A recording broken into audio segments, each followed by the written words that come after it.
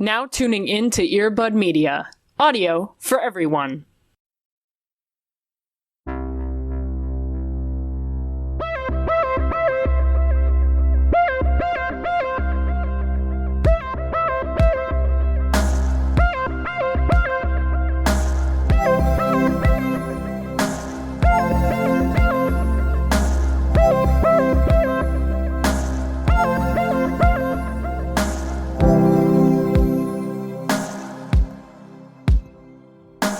Listen, before we get into the deep nasty, we have to prepare ourselves. It is true. With good stuff. Yeah. I am glad that you are here, even though you have taken my yawns. Yeah. And are bringing them to the space today. How are you? I'm chilling. I'm vibing. Hell yeah. I had so many ideas for a happy thing, and I'm not sure which one I want to do. This is like an honor. This is an honorary mention, happy thing. But fucking Monster Factory is back. So that. Oh my god, Cody. That is. It was so fucking funny. Yes. I don't think they realized how desperately I needed how we all collectively needed this. So God bless, Monster Factory is back. But I would say like a magical experience the other day. Like it felt like a story that would be in like a storybook, like a fairy tale kind of vibe. This is my setup for this. So strap in.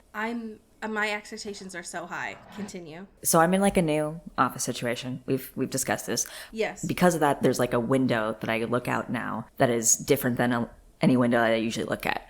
So I see like different neighbors and people fucking around and doing their thing from time to time. And usually there's like a bunch of like squirrels and shit all over where I live. Just like fucking around, hanging out on like the back porches and shit, just being there. Okay.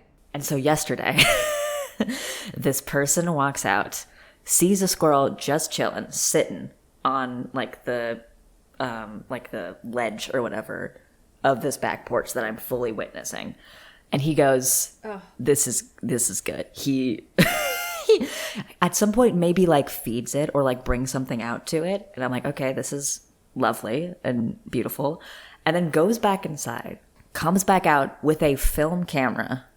And starts taking glamour shots of it for maybe like 5 minutes. Oh my god. And like the sun, it's shining. Like it was one of those fake Chicago spring days because now it's currently snowing. So like yesterday was like, ooh, it's like 60 degrees and it's sunny and it's beautiful and outside is amazing and spring is here. Everything has the Wellbutrin Right, filter. the Wellbutrin filter is present on it. The clouds passed. The sun just shined down on this little squirrel who was just posing, just doing who knows what. And this guy was just taking so many photos. It was just beautiful. That's my story. I thought that was amazing. What a romance. Right? Because it's like, wow, maybe life is good. Maybe people are good fundamentally. And I just think that was a beautiful, a rare chef's kiss moment that you don't see every now and again, and gives me faith in something. I don't know what. Yeah. But you know. Do you think that squirrel had been dreaming of their time to shine? Right, like this is my moment. This is it. I'm gonna just slay, you know. I guess. Right. What I want more than anything is to see those photos. But right. What I hope more than anything is that person posts them, and by the nature of algorithms, you are able to see them. Oh, maybe I'll do like a next door post, but like, hey. Right, yeah. If you took some glamour shots of a squirrel yesterday, I witnessed it. Yeah, misconnections. It was the most beautiful thing I've ever seen. Can I see those pictures? Also, can we be best friends? Right, because you are everything that I want in a person. Right, exactly. Thank you, blessed photographer, bespoke squirrel photographer. How are you doing, my friend? I mean, I'm so happy now. That brought such a smile to my face. So thank you for sharing. Of course. I also have a happy thing that is surprisingly not television. Ooh. This week. Look at us changing our shtick. My happy thing is that I remembered what the fucking library is, folks. Man, hell yeah. So last year was using the library a lot. And then by the nature of my ADHD brain, forgot where my library card number was, because I don't have a physical card. Gotcha. Okay. So I didn't remember the like screenshot photo that I had of my number, and therefore I forgot that the library existed. Right. Right. Because it just goes away. As right. one does. Right, yeah. That's how object permanence works for me. If I don't use it all the time, then it does not exist. On Tuesday of this week, I was like, oh shit, the library. I remember this. I love this. I love this. I need to remember how to use this. And it it took me like going on a chat with the library and being like, can you give me my library card number, please? Please. I just want to go to the library. I just want to go to the library, please. And it's not even go to the library. It's just like I want to use like my digital features again, please. But I don't have my fucking library number. Anyways, so I remember the library exists and it's fucking awesome. Yeah, shout out to the library. I decided that one of the ways that I'm going to stop using my phone to doom scroll is that I'm going to continue to use some of the digital books because I love them, but I'm going to start ordering physical books from the library. Ooh. So I'm going to start figuring that out. But one of the books that I wanted to shout out is I'm very excited about, because I thought that I was in a reading slump. Right. Outside of this podcast, that I was like, oh well, maybe reading isn't for me. Right.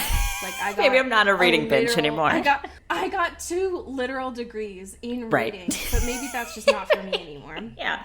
And it turns out that's not true. Yeah. Shockingly, I had just been. Turns out I had just been trying to read just like nonfiction books about trauma. Right, so maybe not. My brain was like, no, that's hard. Yeah. Too much for brain. No, big bad. So, but I was like, no, that has to be a problem with reading and not what I was. It's not a me problem. It's not my selection that's bad. It's reading. Right. So I try to switch it up and get a fiction book instead. And the book that I am halfway through right now, and folks, if you want the literal antithesis to everything that we read here, like good quality shit, like all the tropes that you might enjoy, or if you don't know what you love but you want to try it out, this fucking book, folks, it's called Love in Color. Ooh, I have heard of this. It's a debut collection by the author Bolu Babalola. Fuck yeah. And I saw this on Twitter this week because the author retweeted a piece from the titular Jake Johnson that he had it on his bedside table. And I was like, first of all. So already targeted. Targeted audience reach. Right. It's a short story collection, which already my brain, I'm here. Love it. Yeah. Got it. Great. But every short story in this they're mythical tales from around the world, and they're retold as like the most beautiful, painstaking love stories that you've ever read in your entire life. Fuck yeah. I love that. Right off the bat, I was just like, oh, this is actually everything that I love. I forgot what reading good books feels like. Yeah. Every short story that I've read so far hurts so good. Oh, I love those feels. Highly recommend both that book and just the fucking library. Yeah, we love the library in this house, in this podcast. Absolutely. We stan. Yeah. And maybe one day I'll get a physical card. It might be a little bit harder to forget my library number. Yeah. Go libraries. Woo! Yeah. We have current events. We have a swarm of current events. Where would you like to start? Oh God. It is so it's award season. Yes. So, all of our faves out and about stunting, especially Casey, because she's maybe gonna win an Oscar tomorrow. Who knows? And that's the thing, right? Like, are we just going to call it now? Because this comes out on Monday. This is true. We should, yeah. So this is maybe poor planning on our part. But we're just going to have, and we'll be. I'm going to call it. Okay. Make your prediction. You're going to do it? I think she's going to win. Okay. I think regardless, Yeah. right? Having an Oscar nomination is huge. Huge. And this is not, she's only going up from here. Right. But I think that knowing that this comes out on Monday, I'm going to say that she wins an Oscar. Yeah. Beep, beep, So, beep, beep. so if she doesn't get it, it's not our fault. But we know the truth and what should have happened. So yeah, we have Fashion Corner because award season, baby. K-Stu at the SAG Awards. Love to see it. Wearing a very like chic cream off-white dress situation with like a sheer corset kind of on the top. This is very hard to describe, I'm realizing now, which is hard for a JPEG. The top, very like white corset. The bottom looks like frosting on a cake. Yes, it looks like with the texture. A textured comforter that she's wearing on the bottom. Yes, exactly. You know, but like the top is like just the bones of like the wiring and stuff of the corset, and like super sheer everywhere else, and very chic. She's got a nice little updo. She's got some waves going on, which I love to see. It's beautiful. Yeah. I love this for her. It was pretty to see the like fancy photos on their red carpet. My personal favorite photos of the evening was her and Miss Haim. Oh my god. Like a cultural reset.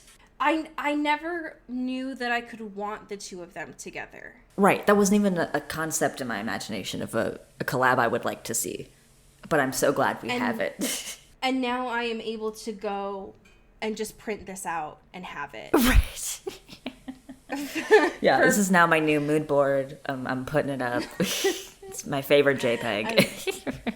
Looking at all these award seasons personally makes me nervous because I'm like, hey, why are you all touching faces? It's weird. Right, you're right. It makes me happy because every time I see her and that's a genuine smile, I'm just like, I'm so happy for you. It makes me happy. Yeah. We love to see it. Yeah. How do you feel about this JQ dinner? I have questions, okay? Former roommates spotted. Because listen, there's a lot of things to unpack here. This GQ had a fucking fancy dinner like a week ago. And somehow this did not come up in any of our dedicated research of things going on. I just don't know why the fuck why is GQ not personally emailing us at this point? I had to find some of these JPEGs from like just scrolling on Instagram and to find out this happened a week ago and nobody that I saw was talking about this. Fucked up. They buried this almost as much as NBC is burying the American Song Contest, and that's truly horrifying. Yeah, I hate to see it, okay? GQ had this fancy little dinner. All the stars, the celebs, were out just chilling, I guess, with Dior, GQ and Dior. In attendance, okay? Robert Pattinson, famously. Sure. Andrew Garfield, also another really targeting us specifically here. Yep. Also, Phoebe Bridgers. Here's the $1 million question that we've had based on our specific podcast. How many texts do you think Phoebe's mom sent that night? That's what I'm saying. Like, did Phoebe tell Robert about how her mom's very strong opinions about Midnight Sun? Exactly. Did that come up? It had, because what else do they have to fucking talk about besides like what do they talk both about? like, you know, being a little emo, you know what I mean, like and representing the emo community in popular culture, right? Outside of that, it has to be about Phoebe's mom, right? She has to have talked about it. What the fuck else do the three of these two talk about? Beyonce? The weather? What do you talk about? Yeah, I don't know. I need to know what I would have given to just be there in the room. Right. To be one of the Perrier bottles. Yes, to be one of those humble Perrier bottles, just looking. Speaking of stuff that I don't know what the fuck's going on, we got news this week that Jamie Dornan's still on a weird press tour. He's still talking. I don't know. His agent won't let this man rest. No. All this man wants to do is watch Trolls World Tour with his daughters and He's supposed to go back home to his fucking family. And agents will not let him. Is he promoting Belfast? Is he promoting The Tourist? Is he promoting something that he also is in that I probably don't know? Who's to say? Right. You know? Who can say? So people reported this week that Jamie Dornan was honored at the 16th annual U.S. Ireland Alliance Oscar Wilde Awards. What a mouthful. My favorite award show. Specifically for the film that he was in, Belfast. Yes. So, first of all, what is this? Right. What is this? Why? What? What is this? I don't hate it because great, Ireland. Sure. Love that. Sure. But apparently when Jamie Dornan got up to accept his award, Question mark? honor, for the acknowledgement for maybe, Irish excellence, yeah. Irish American Right. excellence. He got a little like cheeky and tried to be funny as a 39-year-old father of 3 Right. can only be, and brought out a pair of handcuffs to reference the 50 Shades of Grey movies and was like, I'm gonna need a participant from the audience. Sir, So enough. it's just like, bud, hey, we're all trying to forget this just like you are. Right. Give it a rest. And like, and give it also a get yourself some rest, please. please rest. Like, first of all, why is no one honoring his work in Barb and Star? Yeah, cruel and unusual. And also, let's just leave it. You know? Especially given the fact that the prevalence of Catholicism in Ireland, do we need to do that? Right, let's not go that way. It's a weird, you know? it's a weird group of people to try to make BDSM jokes about. Yeah. When we last checked in on Rose and Alyssa and all of Ferrero's Cast of characters. just convoluted mistakes in Shadow Kiss. Therapy was not going well. No. For her.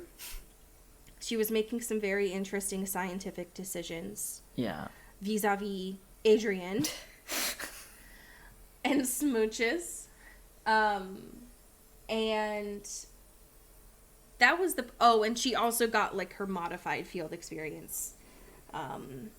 Right. So yes. she wasn't hanging out with Christian that much. And started spinning these theories of what the bond right needs. Yeah, with the ghosts. And the ghosts. Yeah. Yes. That is where I remember us leaving off. Where are we starting in chapter 21? 21. We are starting. Rose is just like, fucking, I need to talk to someone. Right. Sure. Like, I am feeling it, okay? Like, curfew's my time to shine. I gotta just peek on out, right. See what's up. You know, Dimitri's not in. She's like, damn it, whatever. I guess I'm just gonna, like, come on out and see what the fuck is going on and get a little more conversations going on with Great. Mr. Priestman. Mr. Priestman. Yeah, and Dimitri, our boy. And so she's like, it's interesting because she's always like, he's not like Mr. Religious guy, but he is just chilling, you know, just like. Yeah, I always thought that he went just because he felt like he had to. Yeah, it seemed more of like a, you know, expectation of whatever. He's just like, yep, this is what I do. It's the day. It's the Lord's day. Right, exactly. Right, and Rose is getting quite horny about how good he looks in the pews, which, like, I think there's some things going on here, Rose, they may be to unpack. Yeah, Rose, how you doing? Yeah, hey, Rose, are we having some religious sexual trauma going on here? Like, what? Some things we gotta unpack, you know? The church, the way that she describes it, beautiful. Yes. Right? And a lot of religious places, they do get pretty decked out. Mm-hmm. Lots of, like, polished wood, lots of stained glass, and I'm a slut for stained glass, so I get it. Yeah, oh, for sure.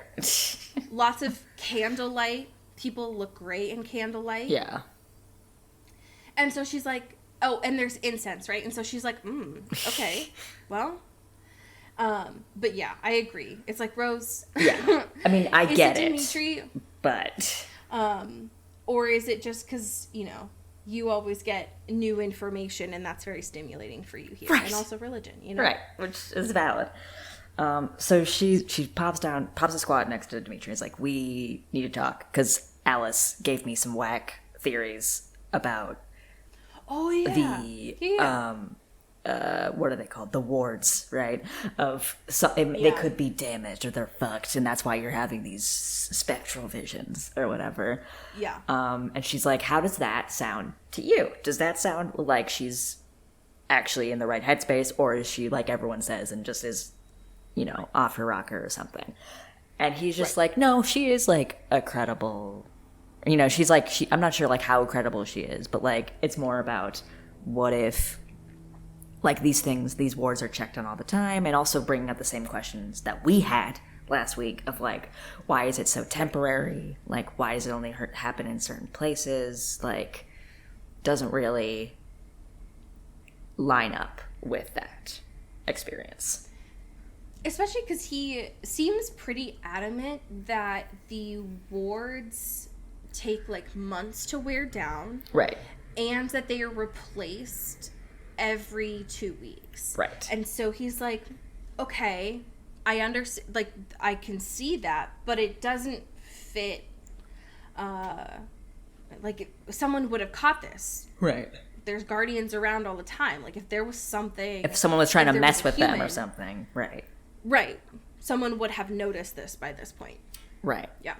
Yeah. And which is kind of a blow to Rose, because she's like, damn it, I thought that was something, you know? Yeah, that's a pretty solid theory. It's a solid theory, and Dimitri's still not really on the same page of her seeing Mason or ghosts in general, you know? So it's already coming at a harder thing to sell at this point. So she's just like, damn it, like that was my one thing that I was like, maybe this. But nope. Yeah.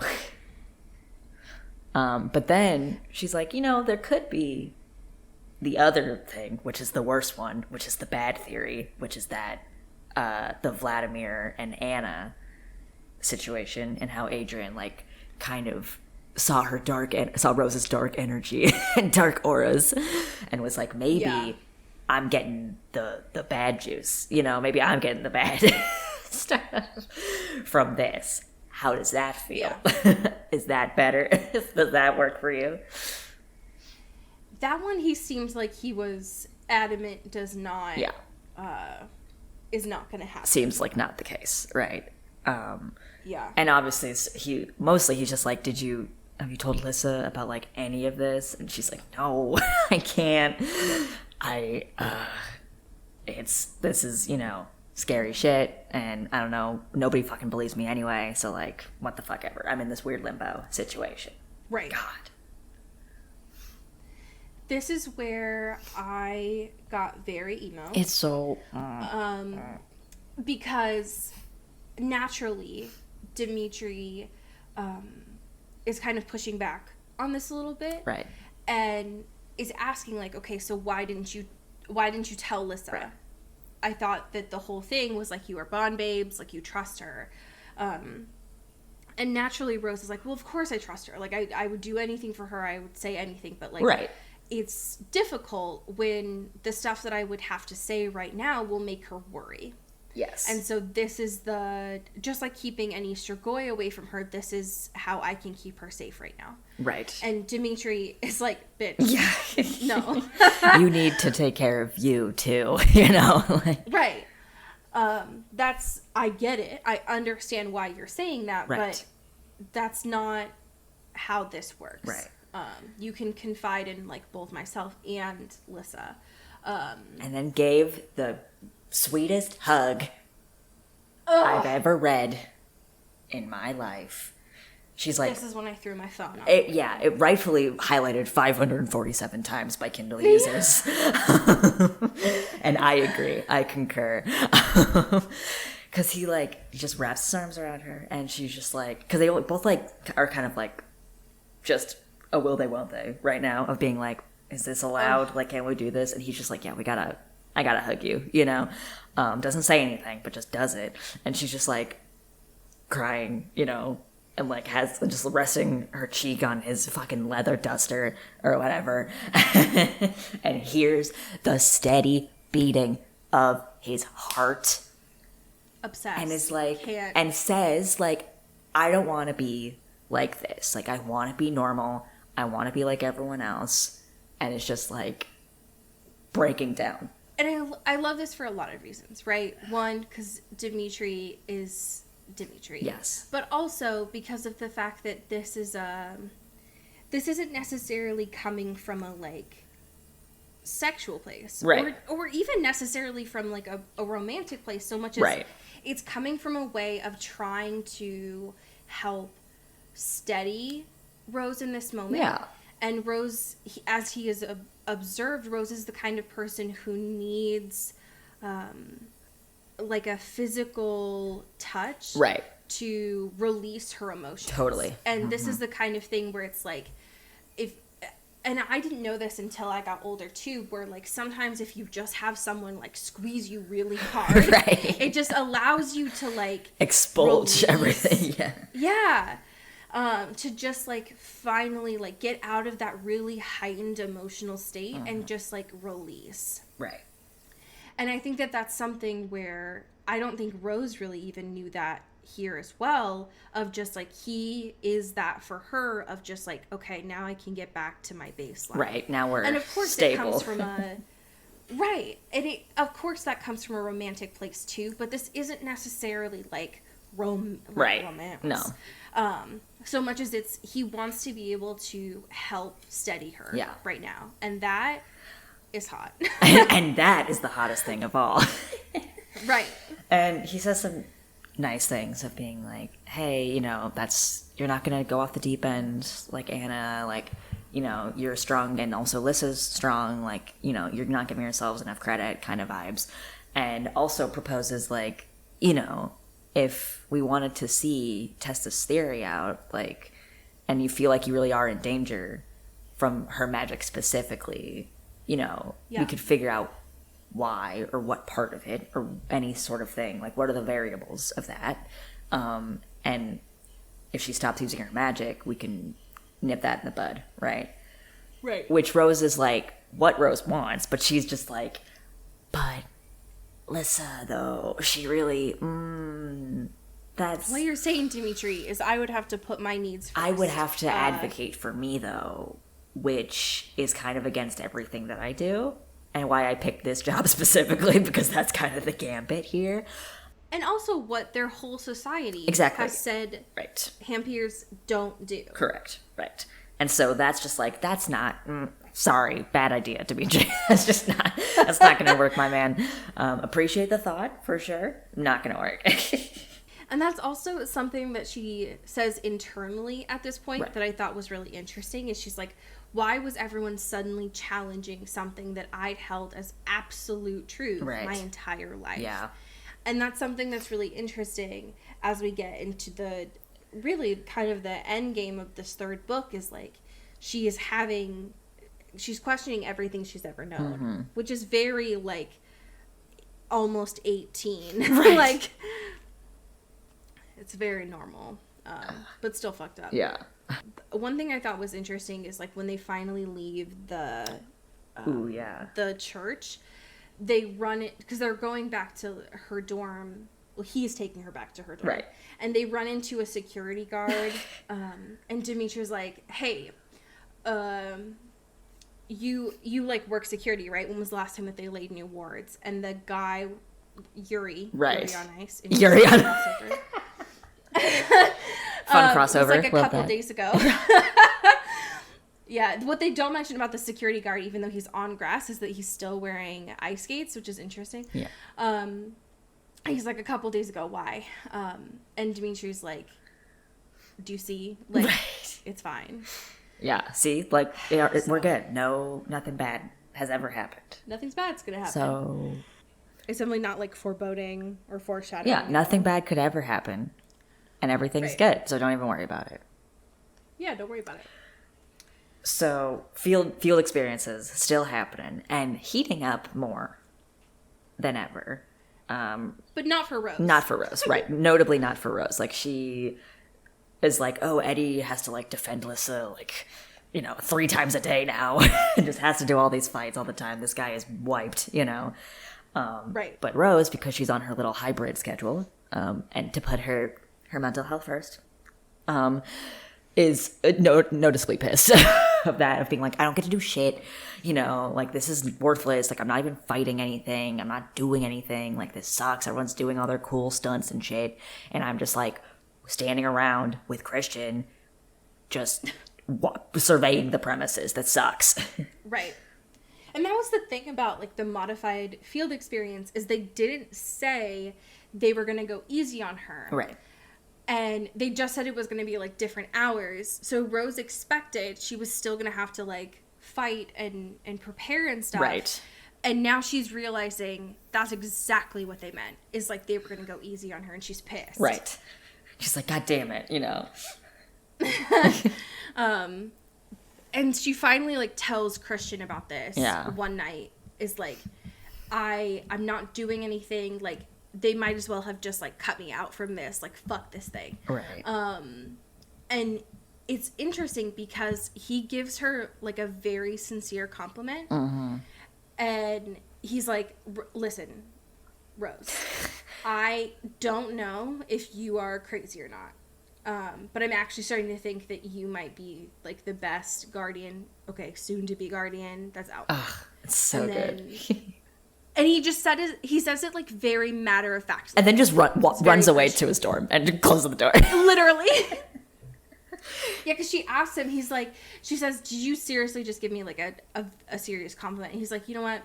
Bye. Mm-hmm. I love their relationship so much. It's so cute. I love it. It's such a... I love them. So good. So this next scene is weird. Yeah. Between Lissa and Eddie and the fucking weird society people. Yeah. Rose notices that she hasn't really talked to Lissa in a minute. She's like, let me just check in through the headspace, through the bond, TM. Right. And see what's up. As I lull myself to sleep. Glasses. Yeah, let me just hack into the mainframe, hop into the metaverse, and just see what Lissa is up to. And so Lissa and Eddie are being nerds in the library, like frantically taking notes.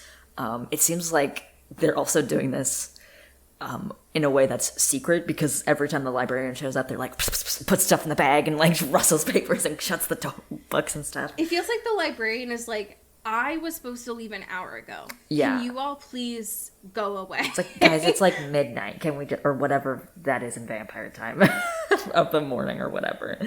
It's too early for this and too late. So please stop. Right. And every time Lissa's like, I'm so sorry, like, I'm almost done. Yeah, like, I swear. finishing Just up. one more thing, I swear. I'll be out of your hair.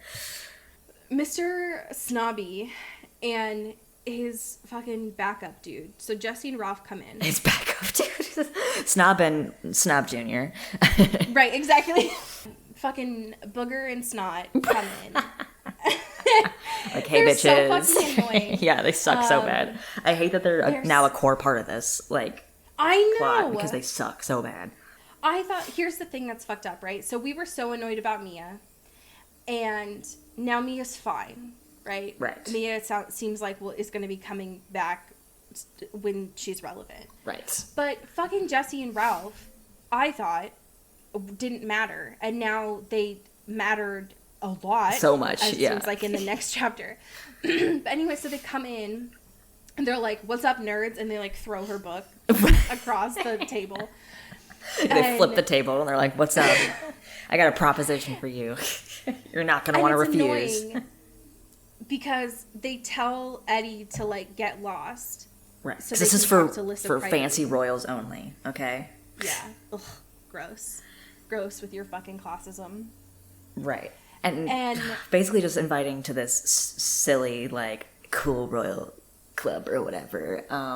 Yeah, which the fucking I realized Gilmore Girls Death Brigade or whatever the fuck. Right. And, you know, Alyssa's very much in Alyssa fashion of being like, that sounds kind of snobby and annoying, and I don't like that, so thanks but no thanks kind of vibe.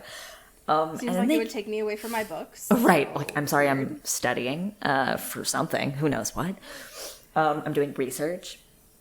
But they keep pressing on multiple counts, right? Which is interesting. Of the fact that she is very good at compulsion, which would be helpful for whatever brigade of people using their powers and understanding for their weird purposes. Which throws Lyssa off guard because she's like, I don't know what you're talking about. Who said that? Still no.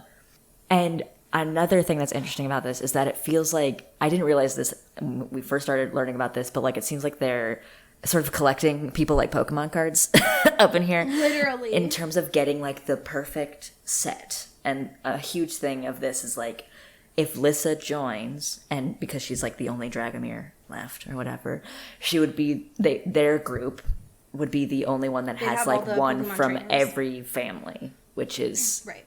apparently incredibly powerful and important. So they're really trying to like hone in on this, being like, you got to get in here because like we're gonna be powerful together. Yeah, like a cult. Yeah, like a totally cool, chill cult.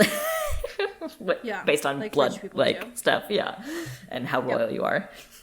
It's fucked up, especially when it gets to a point where they're like, actually, like, we know that you do compulsion, and so like we know, and you should join us anyways. Yeah. So how about that? Yeah, how does that feel to you? how about that? And they're just, to me, like when I think of Jesse and Ralph now, I think of them as like the Mucinex characters. They're just like covered in snot. Yeah, that's exactly the image. Yeah. They're just not intimidating at all, but they just won't shut up. Yeah. And go away. And then we get just a little hint, just a little peek of the Christian Adrian situation. Yeah, because weirdly, Jesse knows stuff. Ralph is related to one of the Vodas. Yes, and so Ralph starts talking about the Adrian Lyssa plot that the Queen was talking about. And Jesse's like, shut the fuck up. Like, you don't stop saying all of our stuff right now. Right. We need to use that later. Yeah, and just being like, well, if you want to know all the details, join the club, okay? Like, we'll tell you everything you need to know. Right. So, that's fun and cool. That won't blow up in anyone's faces. Yeah. Right. Yeah, but he said just enough of, like, she's trying to get me away, the Queen is trying to get Alyssa away from Christian. Right. And Ralph had just enough of, before he was cut off, to say she, like the Queen, wants to marry, and that was it. And so Lyssa now is like, fuck. Like, you have something on me, but I still, like, don't like this group at all, and don't trust the them. vibes here are way off, so no. Especially when Jesse and Ralph they start to get like a little bit physical at the end. Right. And they're trying to poorly use compulsion on Lyssa to be like, you need to join this. Yeah, you don't come have a choice. on in. But their compulsion is so bad. Yeah. It's embarrassing. It is. It's like worse than Christian compulsion. It's bad. And to the point where Eddie finally steps in, bless his soul. Yeah. Ugh. It's And like, it's Lyssa's like, going to bed. Okay, you assholes. She has a bedtime. God. She has a really lengthy skincare routine. You don't understand. Yeah. Anyways, it's really weird, and fuck these two. Yeah, fuck them. And that's just like where it ends. Is Right. Rose being like, well, fuck, but thank you for Eddie. being Right. there, so. Chapter 22, we're back at therapy, baby. God damn it. We're back. We're back. So, and she makes a whole big thing about it being on a Sunday, which I think is very funny, of being like, oh, is there no sanctity in anything? Does Deirdre have nothing to do on the weekends? Like, I do find it weird, though. yeah. Like, it is weird. Right. So I mean, you're not wrong, Not Rose. wrong. But also, therapy is important, even though this is not the is. best situation that you're in, you know? Yeah, your therapist is pretty weird, so. So she's talking about this whole what the future is like with Lissa, and she says stuff in the same way that she always has, of being like, well, I'm just gonna be there with her and take the same classes as she does because I have to protect her and I have to, got to be with her all the time. That's kind of the whole thing.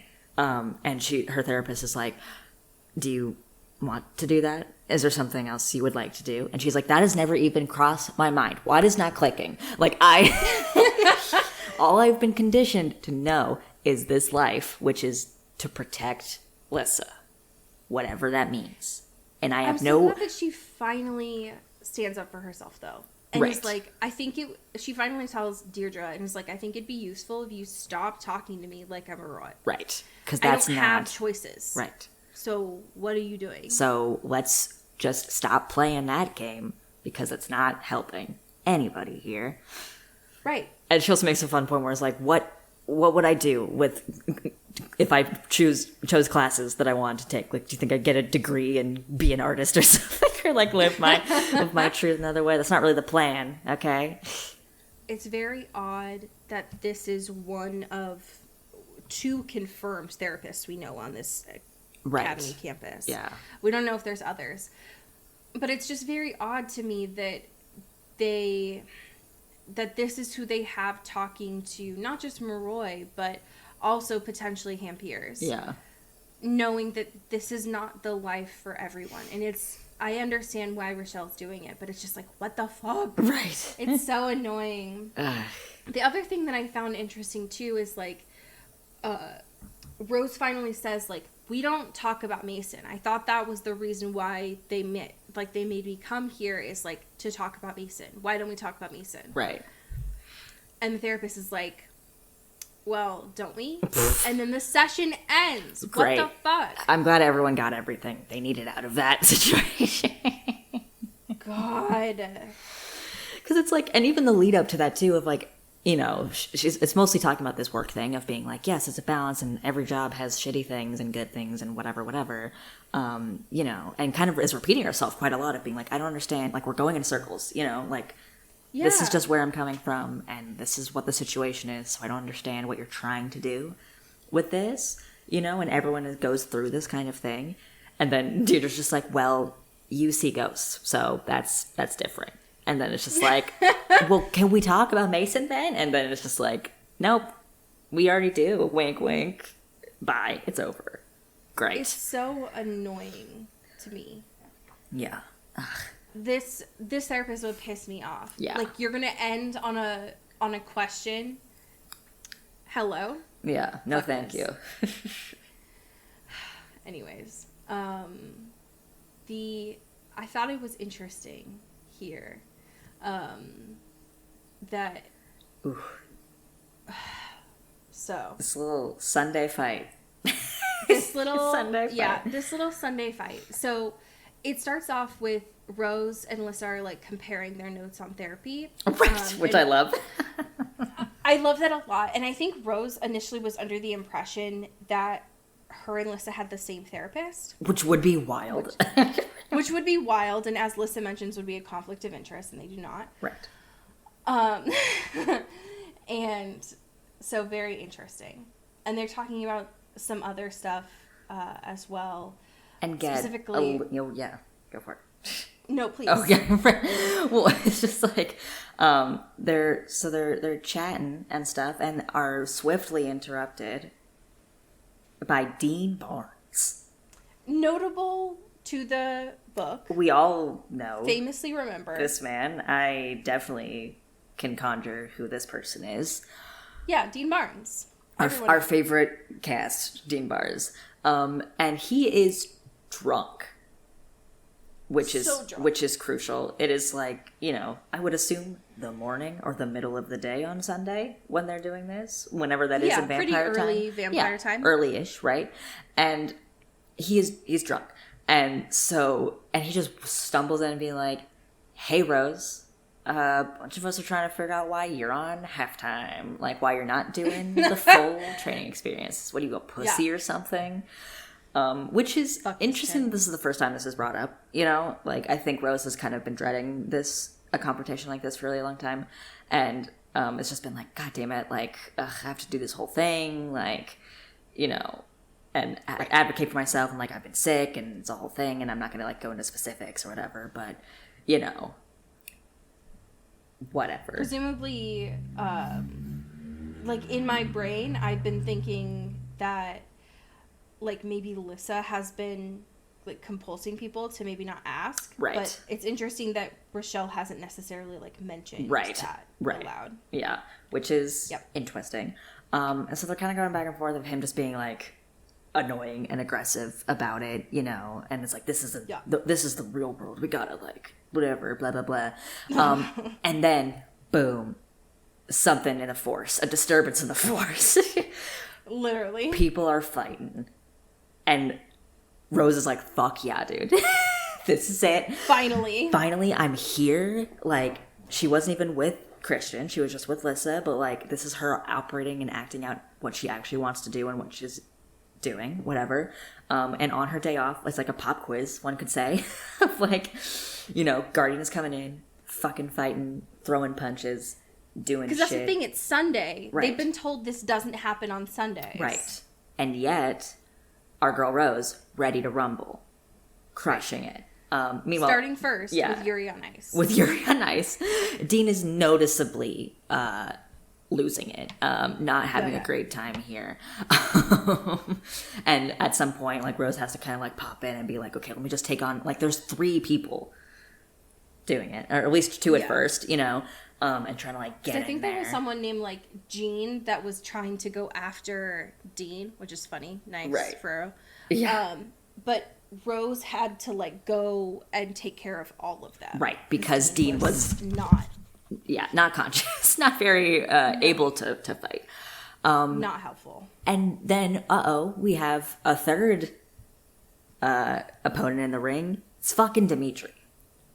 Which this is hot. Friends, this is like everything Rose has wanted. This is her wet dream. Like romantically and sexually, but also just like career-wise and validation-wise. She wants everyone to fucking see that she can take down someone like Dimitri because he's kind of a legend in the school or whatever, and he's fucking huge and like, you know, a lot of different things. He's very powerful. And so she's like, fuck. And she's been training with him for almost a year now. So she like, you know, which actually helps her to advantage because at first she's kind of like, fuck, this guy is very strong and very big. Yeah. But also like, I know his weaknesses and I know his like blind spots and can like over time get into the groove and the rhythm of like standing your own, but then kind of like finding a way into it that will take him down. There's a part where Ferrero mentions, like, behind Rose when she's fighting Dimitri that people were clapping. Yeah, people start crowding up. Like, they are hooting and hollering. All I could think of was, like, in Wii Sports when people, like, when the Miis start, like, rhythmically clapping. Yes. And that made this so much more interesting in my brain. Yeah. But this is, like, hot. Yeah, this is... Rose does a really good job. And she, like, wins, but Dimitri doesn't let her win. Right. It is a full fight. Yeah. And, like, she even, like, at one point, like, has to, like, elbow him in the face or whatever. Yeah. Because a lot of times, like, they're fighting, like, really fighting in these experiences. But, like, when you're doing the stake, it's more of, like, you just pat it and you're like, okay, they tap out kind of vibe. Like, it's never actually, like, fully... super violent to an extent, but this one with Dimitri is like, we are going, you know, elbows in, like fucking punching, we're fucking throwing shit to the ground. Yeah, I think one of the other guys, I don't remember his name right now, but one of the other Dimitris has mentioned that he has like some black eyes or something, that he's gotten, you know, like hit in the face accidentally, right? Just from like tussling. But this is something where Rose was like, you know what, fuck it. Like it's Dimitri, so whatever. He can take it. We can talk about this later. He's not gonna get mad at me. Yeah, right. Yeah, I love this. And she got to flex and be like, I took all 3 of you down, and Dean can suck it. Halftime my ass, bitch. Especially because of the fact that like when she finally like pins him and they have the, like, yeah, you did it, she's still, like, on top of him. Right. Like, straddling him. Yeah. And they're both, like, exhausted because that, like, they fought, like, really fought. Yeah. And she's like, whoa. So, she did a great job. Dean, like, she got congratulated by all of her instructors, and Dean got in trouble because it's like, you're not supposed to have alcohol on campus. Right. You dingus. Yeah. You fucked up on multiple levels. Right, exactly. And you would have died, Yeah. Dean. Jesus.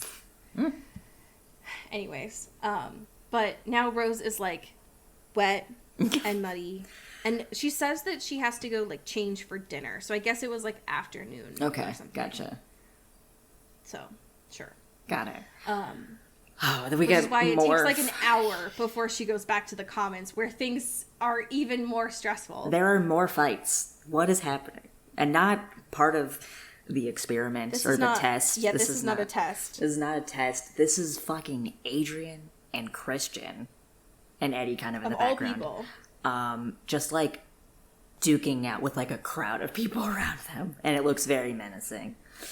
Yeah. Eddie's kind of there being like, hey, guys, please stop. What's going on? Like, please don't do this. Whatever the fuck is happening. The noticeable thing here is that Rose had taken a long time because she needed to shower and change. Right. She'd missed most of dinner, and when she had left, Lissa was really proud of her. Like, really proud of her. Right. And Rose thought it was weird that Lissa hadn't sent her any, like, nagging thoughts through the bond. Right. Through the grapevine. But she was like, yeah, through the grapevine. But then when she ran into the commons, she got distracted because she saw Adrian and Christian going at it, and Eddie was like, hey. Yeah, help. Help, please. When she saw Rose, which is great because he needed help. And so Christian and Adrian, well, it's really Christian that is yelling at Adrian. It's Christian. It's Yeah. Christian that's doing the fighting because Adrian's just like, what? We were just having a conversation and now you are yelling at me about something I've never done, which is orchestrate a plan to be with Lissa or something, you know? Right. But Christian is just like, no, fuck you, dude. And it's just like yelling and getting fire shit of being like, what about this? What if I do some of this? Huh? What if I use this? Forgot I could do this? I once set someone fully on fire. Remember that? You weren't there for that, but I need you to know this. He wasn't there, but yeah. But you need to know. It's not good, but naturally everyone around them is very excited. Yeah, they're like, fuck yeah, this is what I'm talking about, baby. And they get very disappointed when this stops because Adrian uses compulsion to be like, you need to knock this off. Yeah. Like, stop it. You need to say you're sorry to me. You need to say you're sorry. This is mean. I know you don't like me, but this is just frankly disrespectful. You're right. And finally, when Rose is able to go up to him, it's like, what the fuck is wrong with you? Yeah. Why? I was gone for literally an hour. What happened? And you do this. And it turns out, of course, that Ralph talked to Christian. Ugh. And said what was correct. Ralph didn't lie, Right. but he was still being an asshole. Right. And Christian got very mad Right. and started a fight. Which, great. And he should not have listened to Ralph, even though what, surprisingly, Ralph said was true. Well, right. And the fact that Ralph sort of maybe implied, or maybe Christian took that as that Adrian was also in on it, I think was a huge sticking point too, right? Correct. You know, but Adrian's like, I don't know what the fuck this is. I don't like Lissa's your girl, and I love Lissa, but like, we're chill, you know, like, this is not something I'm trying to like do at all. So, Yeah. we good? Like, is this okay? And it was very clearly a distraction ploy because when they finally came to and were discussing this, Rose asks the most important question, which is, where is Lissa? Where the fuck is Lissa? No, we haven't Like, seen why her. isn't she the one that stopped this? Right. And everyone's just like, And Adrian is like, well, how about you tell us? You can tap into her brain. No? Like, Well, that's the weird thing, too, is, like, why... I know it's a day off for Eddie, right? But, like, Eddie asks, is she asleep? Because she didn't come to dinner. Okay, so things are like not clicking, everyone's like, what? Yeah, no one has seen her since Rose saw her an hour ago. Right. Yeah. And so Adrian's like, hey, how about we just tap in and see what's in her brain? And she's like, I can't actually. This is there's nothing I can feel in here, which is unusual, And that only happens when Lissa's blocking her out intentionally. Like intentionally being like, nope, sorry, you can't do this. Which you think she would utilize more when she's having sex, but that's, I guess, her own thing. That's her own thing she has to deal with, I guess. Maybe she, maybe when she's having sex, it's like a Natasha Bedingfield, release your inhibition. Right. Do it or something. Right, you just lose all control. And after a little bit, can sense something different, and sense where she is. And it's not good, friends. It's bad. We just have an oh god, a scream, Lissa's screams, everything, and then pain somewhere from her body. And then a lot of pain. Which, not great. Not loving this. Not loving this. Yeah, not a ba-da-ba-ba-ba. No, certainly not. No. So I will be interested next week when we get to chapters 23 and 24. Hell yeah. How things go, because it's a day off on Sunday, which can only mean bad things because people are up to their own devices. And my fear is that this is a Mucinex problem. Yeah. These are the slimy boys. Those slimy boys. Yeah. Which is not good. We have some amazing patrons. The opposite of our Mucinex boys. Yes. Some great people. Yes. Would you like to start us off? Absolutely. Thank you to Katie Black. Thank you, Katie. Ooh. Thank you to Kylie Minty. Thank you to Alex Dornan. Ooh. Thank you to Carrie Goldberg. Thank you to Rebecca Cullen. Ooh. Thank you to Mouch Gray. Mouch. Thank you to Taylor Brown Town Lautner. Ooh. Thank you to Jasmine Anastasia. Thank you to Cassandra Bomer. Ooh. Thank you to Megan Pattinson. Thank you to Cassandra O'Shea. O'Shea. Thank you to Clara Belikov. Thank you to Katya Karp. Ooh. Thank you to Hannah Dragomir. Thank you to Hope Castile. Ooh. Thank you to Rachel Ashford. Thank you to Abby Ivashkov. Ooh. Thank you to India Peach. Thank you to Maddie Facinelli. Ooh. Thank you to Samara Rinaldi. Wow. Thank you to my mom, your mom, all of our moms, Kelly Beck. Wow. Thank you to Sophia Salinger. Thank you to Laura Forty. Ooh. Thank you to Dan Zeklos. And last but certainly not least, thank you to Maria Swan. Wow. I have a fan fiction for you. Hell yeah. That I found all on my own. Oh no. This is by the author Alpha Yamurgo. I don't know if I'm pronouncing that correctly. Sure. And this is titled All's Full in Love and War. Okay. The summary is, it is a lovely morning in the academy, and you are a horrible soul goose. Okay.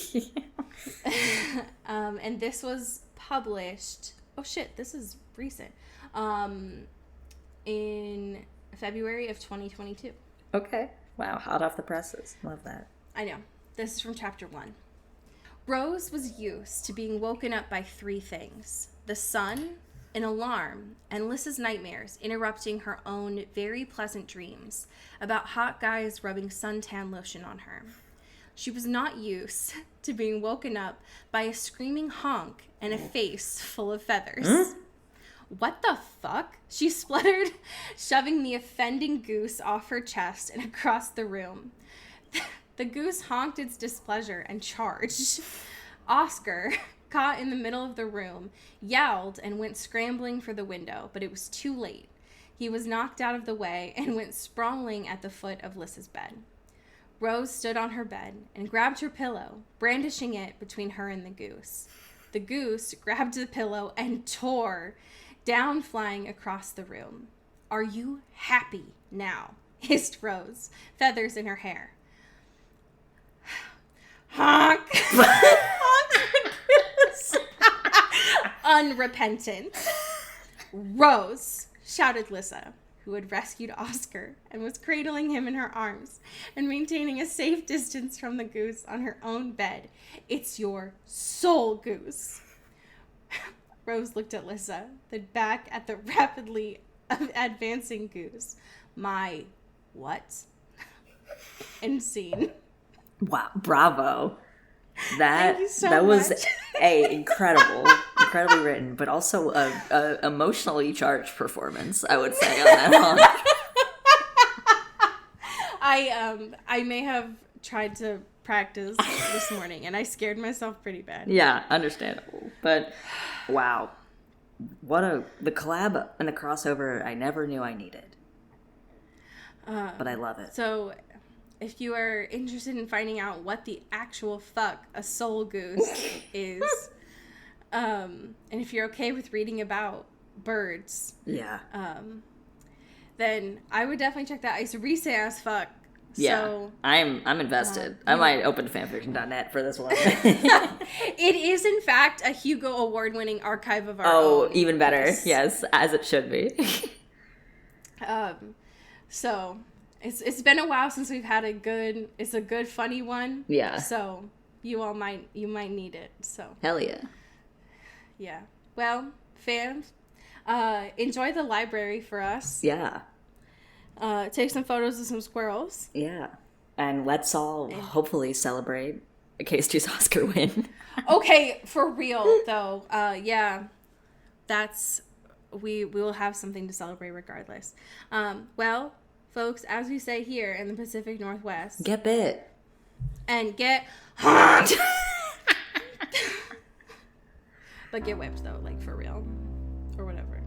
Into the Twilight is an Earbud Media production. You can follow us on Twitter at Into the Twilight or on TikTok at Into the Twilight Show. You can find me at Cody Corral on Twitter and Allie at Alexandria Does. And you can support us on Patreon at patreon.com/Into the Twilight. We have merch, so much stuff. All those links are in the episode description. And make sure to rate and review us on your favorite podcast hosting platform. It really helps the show. Thanks. Bye. You've been listening to Earbud Media Production. Earbud Media, audio for everyone.